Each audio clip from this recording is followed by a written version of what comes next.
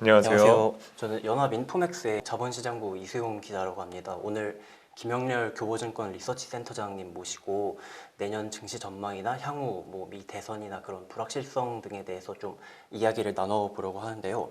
우선 교보증권 리서치센터에 대한 좀 간략한 소개 정도 부탁드릴 수 있을까요? 네, 저희 교보증권 리서치센터는 강소 리서치를 지향하는 리서치 센터입니다. 상당히 젊은 애널리스트들로 구성되어 있고요. 네. 전체 인원은 약 15명 정도로 구성되어서 다른 리서치와 비교해 좀 규모는 작지만 네.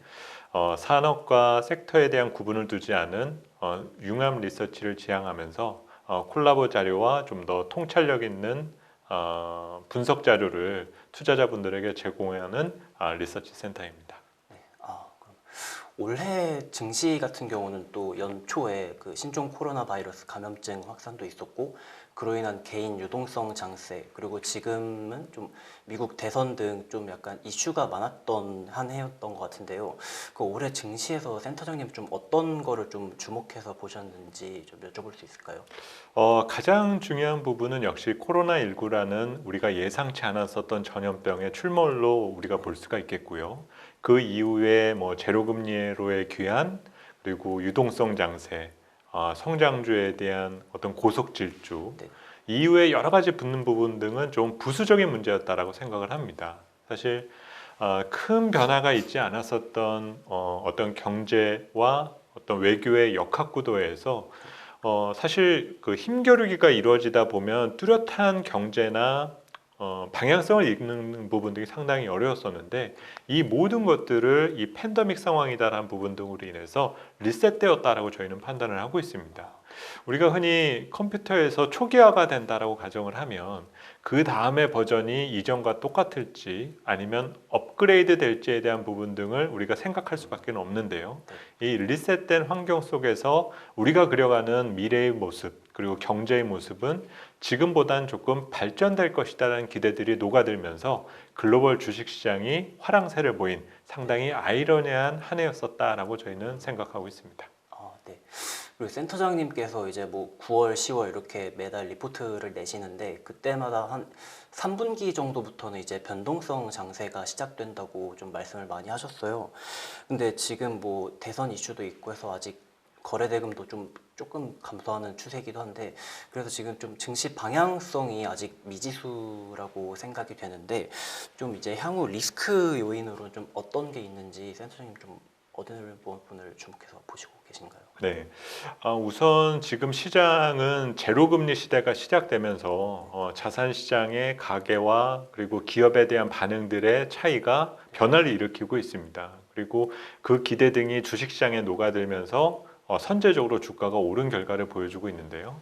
문제는 앞으로 이제 생각해야 될 리스크 사안 등이 지금 투자자들의 머릿속에 잠재되어 있는 내용들보다 상당히 또 생소한 문제 등이 시장에서는 출몰할 수가 있다는 거죠. 그리고 그 사안 등은 2021년도 상반기를 통과하면서 시장에 영향을 줄 수 있는 여지 등은 있습니다. 대신 이제 투자자들이 잊지 말아야 될 부분 중에 하나는 당분간 제로금리 환경이 바뀔 가능성은 낮아졌다라는 거죠. 투자라는 것을 생각하다 보면 당연히 위험 요소, 리스크에 대한 부분 등을 생각 안 할 수는 없는데 그 리스크라는 부분 등이 구조적인 리스크냐 아니면 언제든 변화가 가능하고 해소될 수 있는 가변적 리스크냐에 대한 부분 등을 구분짓는 것들이 중요합니다.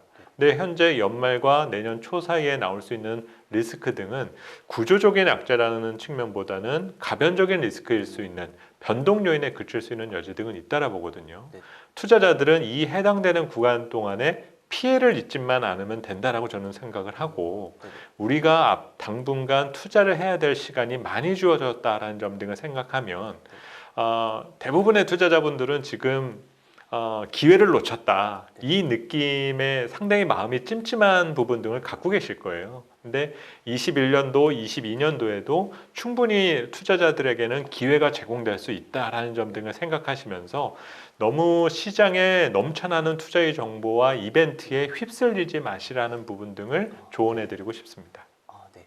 그럼 아까 말씀해 주셨던 그런 가변적인 리스크 중 하나로 지금 이제 미국 대선이 좀 일주일 정도 남았는데 이제 블루웨이브라고 하죠. 그 그렇죠. 조 바이든 민주당 후보와 아니면 지금 현재 트럼프 대통령의 약간 당선에 따른 그런 각각 증시 시나리오는 좀 어떻게 보고 계신가요? 우선은 일반적인 시나리오부터 말씀을 드리면 트럼프 대통령의 재선이 성공하게 될 경우에는 우리가 경험해왔던 이전의 4년에 대한 모습을 다시 한번 또 연장해야 된다. 또 여기에서 가장 껄끄러웠었던 건 역시 미중 충돌 문제였었기 때문에 이 문제를 다시 또 수습하는데 어려움을 겪을 수 있다는 것이 첫 번째 시나리오라 볼 수 있습니다. 또 혼란스러운 투자자들이 이제 걱정하는 부분은 지난 9월 이후에 지지율의 변화 등을 보니 재선은 어려워진 것 같고 바이든 후보의 당선 가능성이 유력해졌다라는 것들을 기대하면서 그동안 4년 동안의 정책과 외교 방향 여러 가지 이 부분이 변화가 일으키게 된다면 금융시장은 여기에 좀 혼란스러움을 느낄 수 있다라는 그림들을 좀 그려가시는 것 같거든요. 대신 이제 제가 조금 단순한 결론을 내어서 말씀을 드리면 트럼프의 재선, 바이든의 당선 누가 되든지 간에 이들이 지향해야 될 목적은 단 하나, 경기 침체에 빠진 미국 경제를 살려내야 된다는 겁니다. 그리고 그 살려낸다는 것에 대한 방식이 10년 전 금융위기 직후의 방식 아니면 지난 4년 동안 트럼프 대통령이 추진해 왔었던 정책과는 분명히 다를 수밖에 없다는 거죠. 그래서 현재 상황은 이런 그 정책과 대선 이슈 등에 대한 부분에서 파생되는 문제 등을 충분히 흡수할 수 있는 정도의 금융시장 여건이 현재 마련되어 있다는 점을 투자자들이 먼저 아셔야 되는 것이지 누가 되면 더 좋다, 누가 되면 악재다라는 어떤 이분법적인 어떤 접근 방식으로 투자 전략을 결정지으시다 보면은 오히려 그 망설임이 더 커져서 오히려 그 투자 판단에 어떤 잘못을 경험할 수 있는 여지 등은 있다라고 생각을 해요. 그래서 우리가 흔히 시장에서 소음 가는 거리를 좀 두라라는 표현들을 많이 하고 있지 않습니까? 미국 대선과 다음 대통령이 누가 되느냐는 분명 중요한 이벤트인 것만은 맞지만 주식시장 측면 또 투자 측면에서 봤었을 때 이 결과는 소음 정도에 그칠 수 있다라고 저는 개인적으로 생각을 합니다. 그리고 최근 그 올해 들어서 좀 특징 중에 하나가 기존 국내 증시에서는 약간 좀 뭐 삼성전자나 SK 하이닉스 등 대형 반도체 종목이 좀 앞서 좀 나갔었는데 최근에 보면은 그 BBIG라고 하죠. 뭐 바이오, 배터리, 인터넷 게임 등 약간 새로운 산업 종목으로 좀 증시가 다시 재편되고 있는 것 같은데 최근 들어서는 또 다시 또 기존 소외됐던 경기 민감주도 약간 키 맞추기식으로 좀 올라오면서 이게 좀 증시가 좀 한치 앞을 볼 수 없는 그런 시점인데 이게 지금 산업의 변화가 좀 일어나고 있는 건가요? 아니면은 좀 그냥 좀 기존의 약간 올해 좀 특징적인 이슈로만 좀 볼 수 있는 부분인가요?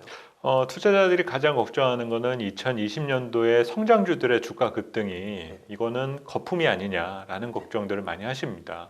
뭐 아마존의 PER이 100배가 넘어간다는 얘기, 뭐 우리 국내에서도 바이오 관련 기업들의 섹터 전체 PER이 80배 이상 올라갈 정도로 사실 단기 실적 기준으로 현 주가를 설명하는 것이 어렵다라는 것들이 일반적인 내용이거든요. 또한 이런 상황 등이 지금 금리가 워낙 낮아져 있기 때문에 단순한 유동성의 힘만으로 주가가 올라간 것이니까 언젠가는 상당히 험악한 끝을 볼 수 있는 여지가 있다라는 것들을 많이 걱정들 하십니다. 근데 저희가 보는 관점에서는 현재 유동성 측면과 저금리에 대한 영향들도 분명히 있는 것은 맞지만 과거와는 다르게 밸류 체인에 대한 변화가 상당히 신속하게 이루어지고 있다는 측면들도 생각해 볼 때인 것 같은데요. 이 점에서 이제 우리가 생각할 것은 우리 주식시장이 지난 몇 년 동안 또 길게 보면 10년 동안 코스피 기준 2,000포인트 내외에서 별로 변화가 없었습니다. 그리고 잠깐 좋았던 게 반도체 경기가 아주 좋았을 때만 잠깐 올랐었죠.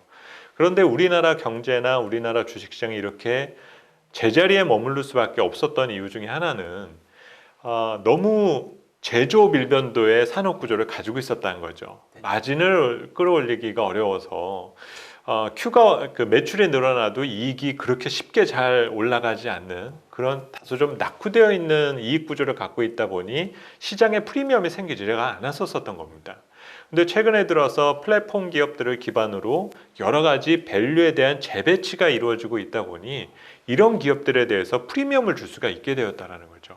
그래서 이 변화의 끝을 우리가 지금 당장 단정 지을 수는 없고 일부에서는 IT 버블과 비교를 하시는 경우들이 많아요. IT 버블 때도 그렇게 나스닥이 폭주하다가 결국은 무너지지 않았냐. 근데 90년대 말에 당시 뭐 닷컴 버블이 커졌을 때는 전통 산업과 성장 산업들 간의 충돌이 있었습니다. 그때 유선 전화에서 무선 전화로의 전환, 손편지에서 전자메일로의 전환. 사실 이런 변화의 과정을 겪다 보면은 성장 산업이 답이라는 것들은 알고는 있지만 전통 산업에 수많은 실업자를 양산할 수 있다는 거부감 때문에 성장 산업을 더 이렇게 독려하기가 상당히 어려웠었던 환경이었거든요. 근데 요즘 시대를 보시게 되면 전통 산업이 플랫폼 기업들과에 대한 충돌이 나오기보다는 상생을 선택하는 경우들이 나오고 있다는 거죠. 이런 모습들이 결국 가치에 대한 재배치가 이루어지면서 이런 기업들의 프리미엄이 생겨나고 있는 만큼 비빅 관련된 기업들에 대한 부분을 우리가 단편적으로 주가가 많이 올랐으니까 거품이다라고 생각하기보다 우리뿐만이 아니라 우리 다음 세대의 먹거리를 창출하기 위해서 지금 당장 해결해야 할 숙제다라고 우리가 생각해서 본다면은 너무 좀 왜곡된 시선에서 볼 수 있는 것을 조금 걸러서 판단할 수 있지 않을까라고 생각합니다. 그럼 앞서 말씀하신 것처럼 그런 성장주의 강세나 아니면 그런 밸류체인의 재편 등 좀 약간 산업 변화가 일어나고 있는데 지금 이제 한 연말 다가오면서 이제 하우스뷰 같은 거 작성하시고 계실 텐데 내년도 증시에 대한 좀 개략적인 전망 같은 걸 좀 말씀해 줄 수 있나요? 네, 뭐 저희도 2021년뿐만이 아니라 지금의 확장세를 몇 년 동안으로 설정할 것이냐를 가장 크게 고민하고 있어요. 그리고 또 이 과정에는 또 코로나 문제가 좀 극적으로 해결이 되느냐, 그렇지 않느냐는 상당히 중요한 변수도 자리를 잡고 있을 겁니다. 문제는 이 변화 과정에서 우리는 어떤 위기에 대한 대처 능력을 키워왔고 그 문제에 대한 확인 과정을 21년서부터 접근할 수 있는 부분이기 때문에 21년도에 대한 기대감은 분명히 크게 갖고 있는 상황이고요. 대신 어떤 강도에 대한 측면에서 놓고 본다라면 상반기보다는 하반기에 대한 기대 등을 조금 더 크게 보고 있다. 그리고 지금 20년도부터 시작된 확장세가 뭐 21년도면은 우리가 원했었던 목표 지수에 땅 터치하고 올 겁니다. 이런 기대를 갖고 있기보다는 지금의 기조가 상당 기간 오래 유지될 수 있다는 믿음을 좀 투자자들이 가져두실 필요가 있다는 거죠.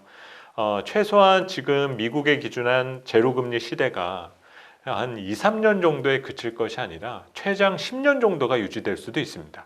그러면 이렇게 장기간 저금리가 지속될 때 기업과 가계의 변화, 또 투자 환경에 대한 변화 등을 조금 의식하실 부분이 있고 자산 시장에 대한 팽창은 아직 우리가 제대로 보지도 못한 위치에 있는 상황이기 때문에 20년도에 투자의 기회를 놓쳤다라는 투자자분들도 21년도에 충분한 기회를 잡으실 수 있지 않을까라고 생각합니다. 네. 그러면 아까 말씀하셨던 그런 자산 시장의 변화나 그런 투자 환경의 변화에 대해서 이제 센터장님께서 이제 투자자분들한테 뭐 단기적으로 아니면 중장기적으로 추천하고 싶은 투자 전략 같은 거 혹시 어떤 게 있을까요? 가장 중요한 거는 뭐 올해 말과 내년쯤 되면 상당히 자극적인 문구들이 많이 늘어날 것 같아요. 뭐 중장기적으로 우리 경제도 변해하고 증시 환경, 투자 환경 모든 것들이 조금씩 바뀌어 나갈 텐데 이런 상황에 너무 자극적인 문구에 휩쓸리시는 거는 조금 자제해달라라는 말씀을 드리겠고요. 투자자들이 조급한 마음을 가지실 이유는 없다는 뜻입니다. 그리고 또 주식시장이다라는 거는 올해 뭐 개인 투자자들의 아주 그 전폭적인 지지도 상당히 중요한 부분일 수 있겠지만 가장 중요한 거는 주식시장은 실적과 연계되어야 되고 경제의 성장 속도와도 같이 그 간극을 맞춰야 될 부분 등은 있거든요. 그래서 조금 시장의 템포를 가져가시는 부분 또 강약을 조절하는 능력을 가지시는 부분 등이 중요하다라고 판단을 하고요. 너무 휩쓸리지만 않게 된다면 손실의 위험이 적어진 투자 환경에 지금 현재 위치해 계십니다. 그런 만큼 너무 조바심을 내시지 않는 자세가 가장 중요하고 또 일부에서는 비투다 뭐다 조금 너무 공격적이고 투기적인 거래를 하는 부분 등이 위험하다라는 경고의 메시지를 제시하시는데요. 우리가 흔히 회계학에서 대차대조표 등식이라고 있죠. 쉽게 설명을 드리면 자산은 자본 플러스 부채입니다. 그러면 현재의 시대를 우리가 보게 되면 빚이 크게 늘어나고 있는 시대죠. 금리가 정책 금리가 낮아졌고 정부에서 돈을 뿌려대니까 부채가 기하급수적으로 증가한 상황입니다. 문제는 자본이 손실이 있다라면 자산의 가격에 변동이 없을 텐데 우리가 가지고 있는 자본의 손실의 그 크기는 별로 크지가 않거든요. 이 얘기는 다시 말해서 자산이 지금은 커질 수밖에 없는 구간에 있다는 거죠. 여기에 해당되는 거는 해외 주식, 국내 주식, 부동산 모든 것들이 지금 해당되어 가고 있기 때문에 경제에 대한 어떤 그 감각, 밸런스 등을 유지하시면서 2021년도에 그 투자의 기회를 노려보시는 부분 등이 가장 바람직할 것 같습니다. 네. 감사합니다.